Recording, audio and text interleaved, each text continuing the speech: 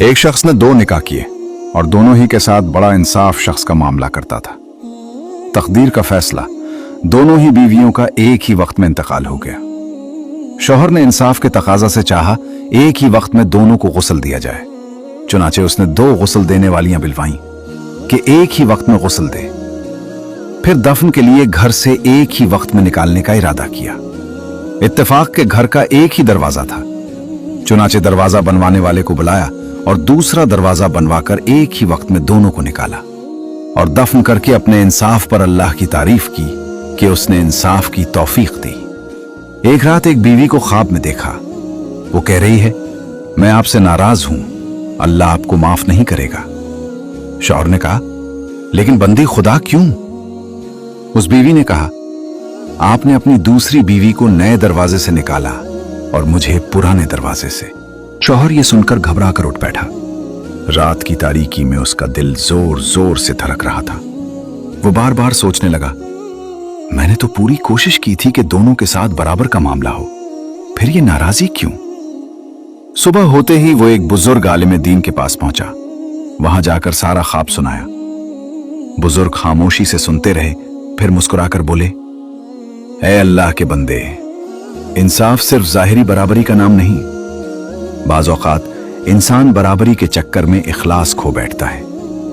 تم نے اپنی نیت اللہ کی رضا سے زیادہ لوگوں کو دکھانے میں لگا دی تھی کہ دیکھو میں کتنا منصف ہوں۔ یہ سن کر شوہر کی آنکھوں میں آنسو آ گئے۔ اس نے کہا، میں نے واقعی ہر قدم پر یہی سوچا کہ کہیں لوگ یہ نہ کہیں کہ میں نے ایک کے ساتھ کمی کر دی۔ بزرگ نے فرمایا، اصل انصاف دلوں کا ہوتا ہے، دروازوں کا نہیں۔ اگر تم دونوں کے لیے دعا کرتے، ان کے حقوق زندگی میں محبت سے ادا کرتے اور موت کے بعد عاجزی اختیار کرتے تو شاید یہ خواب نہ آتا۔ شوہر خاموش سر جھکائے بیٹھا رہا۔ بزرگ نے مزید کہا، شیطان کبھی کبھی انسان کو نیکی کے اندر بھی غرور میں مبتلا کر دیتا ہے۔ تم اپنے انصاف پر فخر کرنے لگے تھے، اسی لیے اللہ نے تمہیں خواب کے ذریعے تمہاری کمزوری دکھا دی۔ یہ بات اس کے دل میں تیر کی طرح اتر گئی۔ وہ فوراً قبرستان گیا، دونوں قبروں کے درمیان بیٹھ کر دیر تک روتا رہا، پھر ہاتھ اٹھا کر دعا کی، اے اللہ، اگر میرے دل میں ریا، غرور یا دکھاوے کا ذرہ بھی تھا تو مجھے معاف فرما۔ میری دونوں بیویوں پر اپنی رحمت نازل فرما اور مجھے حقیقی انصاف اور اخلاص عطا فرما۔ کہتے ہیں اس دن کے بعد وہ شخص پہلے سے زیادہ عاجز ہو گیا۔